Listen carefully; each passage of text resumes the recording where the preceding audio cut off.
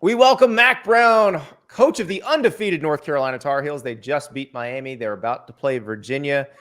And you said something really interesting after the game that really struck me. You said you were finally a good enough program to not play well and win. And I thought that was pretty interesting because this is, in terms of talent, probably the best team that you had played against. Yeah, Andy, that's so true, and it makes a point because at times there's so many teams out there that have to play perfect to win, and it's hard to do that. We don't have pieces of video games. These are human beings, and they're young people, and they got girlfriends, and they got parent issues, and they lost their billfold, and they lost their cell phone, and they're flunked class, and so all these things happen in their lives, and then we ask them to come and they're entertainers on the weekend, and they have real lives during the week. And most teams have to play really, really well to have a chance to win. And ours is older. We're experienced. We're confident. And we did some things that we weren't proud of on Saturday, coaching and playing, but we're still able to beat a really talented football team and really proud of that. And there's times in the past people would have said, well, North Carolina had a letdown. Well, the other thing is we've got more depth. Mm-hmm. So we're playing more people, so we're not as tired. So many teams don't have any depth this time of the year, and they get worn out. And people say, well, they were just flat. No, they're worn out. And then you have a few key injuries like we did in Pittsburgh last year. We lose 2 starting defensive linemen. People say they're not stopping the run. We're not as good. So I think those are I'm at a stage in my life too, Andy, where I can just tell the truth and give facts out. A lot of people can't. But it is true that we got to play good. We've got to keep getting better. But we haven't played near our best game yet. We're 6-0, and that's exciting. Well, and I'm sure everybody wants to talk about Drake Maye and now Tez Walker, but it feels like the defense is what has made you so much more complete this year. How much was it, Coach Chizik? You know, he had the long period where he was out of coaching like you did before you came back. How much of that was him getting back used to that? And how much of it was you getting the roster that can create the havoc that he wants? Andy, I think it was both. Number one, we changed defenses from what Jay Bateman was doing for the first 3 years. So that was a huge change. We changed some coaches. Charlton Warren came in with him, so that was different. And they had to get used to the other 3 coaches. And then we take the 5 years that Gene had been out. He hadn't been coaching, but he hadn't been coaching with Charlton Warren either. And it's funny that it was an easier transition for me coming back as a head coach because the only thing that really changed for me was the early signing date. Mm-hmm. And then NIL hit in and then transfer portal. But in my first year, my transition wasn't that much different, simply because the official visits were in the spring and you can do that. And people were signing in December instead of February. Other than that, the game was the game for me. And that's changed some with the other things we're dealing with. But for Gene, people were going faster. They had different formations. The substitutions different. There were a lot of things that were different for him. As a defensive coordinator, you got to call defenses like this now. You got to have something that you can check to because they're going so fast you can't line up. So all of that, and Gene's a great coach, obviously. He's won 2 national championships. He is a tremendous person, and I love him to death. And he was so honest, and he felt bad that we didn't play well, and he felt like he was responsible. And he's had a chip on his shoulder, man. He's done such a great job. And great coaches can adjust at halftime. We've played tremendously well in the third quarter, Andy, and that's something he does through his experience for many years. Well, we talked to Kamen Rucker last week, and he said he loves playing in that defense because it's a lot of fun. It lets them kind of, pin their ears back and go. And it does seem like your defensive front does enjoy getting after the quarterback. Well, they really do. We didn't have tackles for loss last year. We didn't have enough sacks. And that was the other thing Gene realized is the game has changed. Everybody's got to be more aggressive. Kicking game's more aggressive. Offense, defense, more aggressive. And you're going for 4th downs with analytics. And people, since they are going for 4th downs, you got to be more aggressive on 3rd down. You can't sit on 3rd and 10 anymore and let them run a draw for 8 because they're going for 4th and 2. So the game has changed so much, and I'm glad to see great people and smart people like Gene adjust with it. Now, there are all some big games this week. You got Ohio State, Penn State. You got Tennessee, Alabama. You want to go to those games? You can. I realize they're sold out, but you can get tickets with Game Time. Download the Game Time app, redeem the code Staples for $20 off your first purchase. And you go on this app and you can see how easy it is. You just type in Alabama football, and it's going to give you the option for Alabama, the band, which we love our harmonies here, but no, go to Alabama football, click on the Tennessee game, click on the seat you want at Bryant Denny Stadium. It'll show you the view in that seat. Couple taps more, you got your ticket. Want to go to the big one in Columbus, Penn State, Ohio State? Oh yeah, they got tickets for that too. You can get in for as low as $229. Listen, this is a huge game. Tickets are very much in demand, but Game Time's got them. You look at those seats, you figure out exactly where you want to sit, what your vantage point's going to be. A couple taps later, you got the tickets. If you want to transfer them on game day to your friends via text, you can do that too. So download the Game Time app, redeem the code Staples for $20 off your first purchase. The easiest way to get last minute tickets. Game Time is stress-free, guaranteed. So Tez had the breakout in his first game after a full week of practice. But can you take us back to that week where he got deemed eligible? We've all seen the video of you telling him that he's eligible and he gives you the big hug. What were the moments like, the minutes and hours before that, where you found out that he was going to be eligible and figuring out, okay, how do we tell him? What do we do now?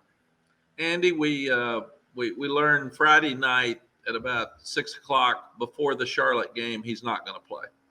And 30 family members and friends have tickets, and it's a life's dream to play in his hometown against South Carolina in Bank America Stadium with the Panthers, where he's seen games forever. So that's crushing.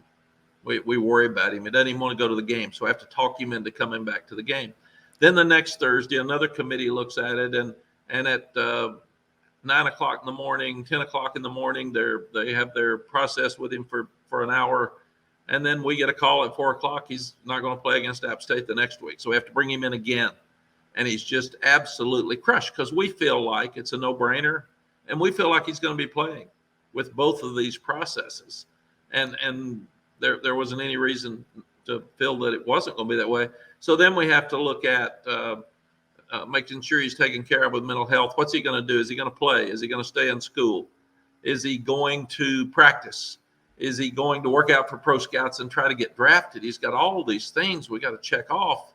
And again, we talked him into coming back for the game because he didn't want to. And we put his number, a little decal on the back of the helmet. And after one game, he said, "Coach, can you take that off? It makes me feel uncomfortable because I'm not playing. I'm not a guy on the field. We shouldn't be having my number on the helmet." He said, "Yes." I said, "Do you want to travel?" "No, we need to give that to a spot for a guy that's going to play." And then he comes back, and this was really cool. And he says, "I want to be on the scout team. I want to be on the scout team. I'll be on the scout team for the for special teams as well, because I want to help this team win."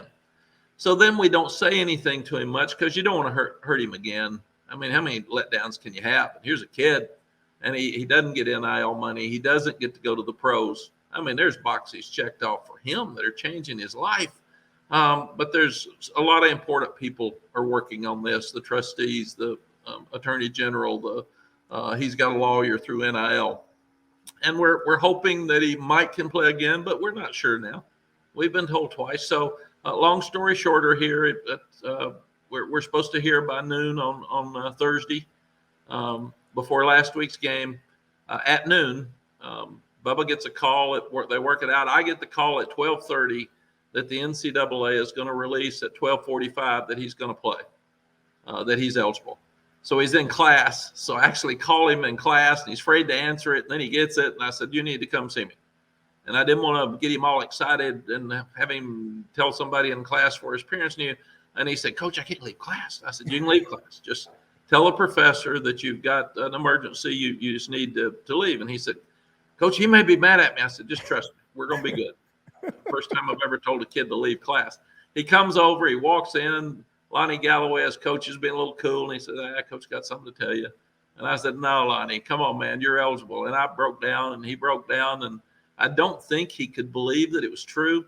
But, Andy, between 12:30 and 12:45, we had to get his parents, his friends, his high school coach. We had to teamwork our team to make sure they knew it and our staff.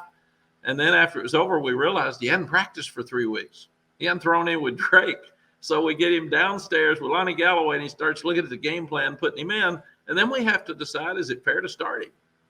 We've won 4 games with guys that have been busting their tail. That's not fair. So we didn't start him. He didn't play for about the first 2 series. And I told Lonnie, I think we're good. Come on, man, put him in the game.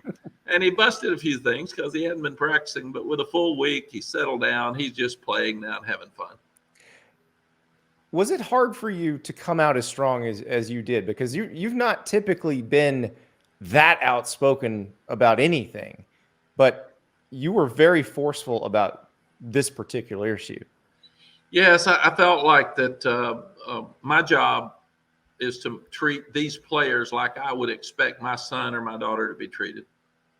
And if I've told the guys, if you mess up, my sons and my daughters mess up, they get consequences.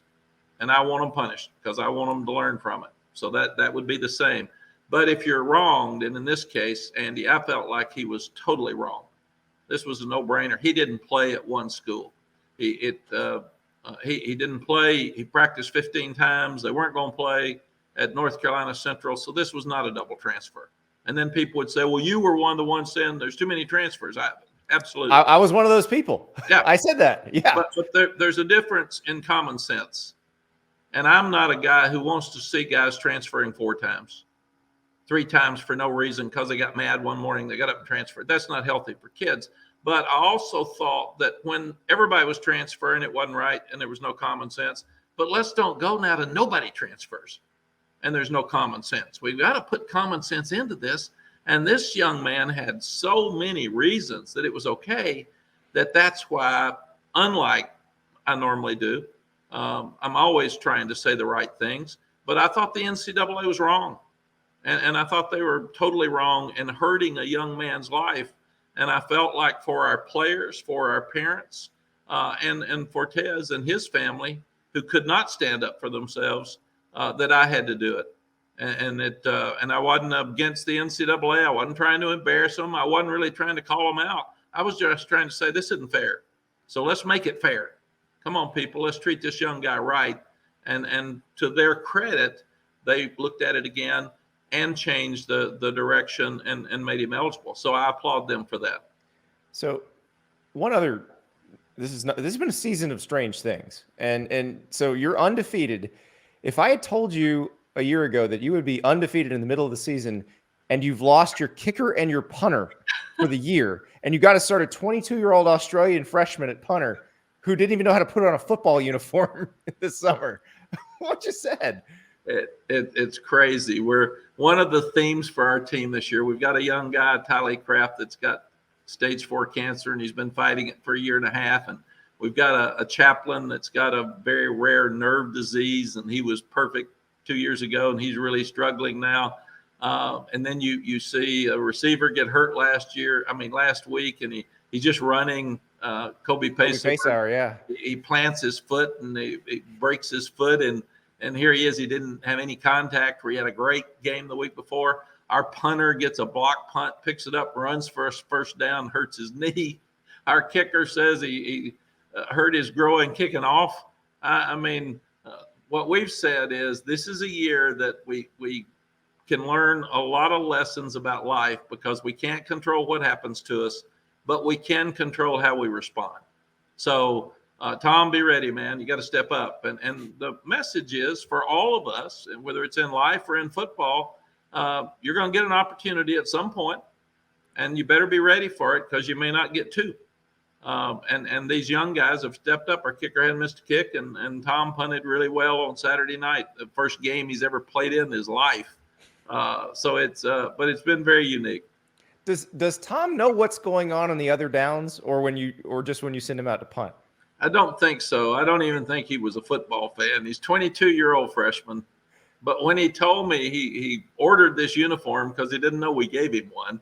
He'd never been in the United States. He'd never been on our campus when we signed him. So he shows up, and the poor soul's going around, and he's trying to learn. He said, "We eat a lot more food over here." I mean, and all the guys were sitting around saying, "What are the animals like in Australia? What do you all eat? What's your music like?" And so it's been a lot of fun to welcome Tom, and to his credit, walking out there on an ABC national game, packed house. And he didn't even blink. He punted really well. We punted too many times. We usually don't punt 6 times, so he probably punted more times in that game than Ben Kiernan had punted all year. Well, here's to a more normal week for you this week. Thank you so much, Coach. Hopefully it stops being as weird and you can have kind of a calm week. Well, thanks, Andy. I do like this team. I really like our staff. They're all working well together, so we're actually having fun. And with the pressure now in college football, that's hard to do. So I'm trying to make sure we all enjoy it, but we got to keep playing hard and keep giving ourselves a chance to win. Undefeated and fun is a hell of a combo. Thank you, Coach. It really is. Thank you so much for watching. Just a reminder, subscribe to this channel right here so you never miss an episode of Andy Staples on 3. And oh, by the way, watch all the other great videos on the On3 Sports YouTube channel.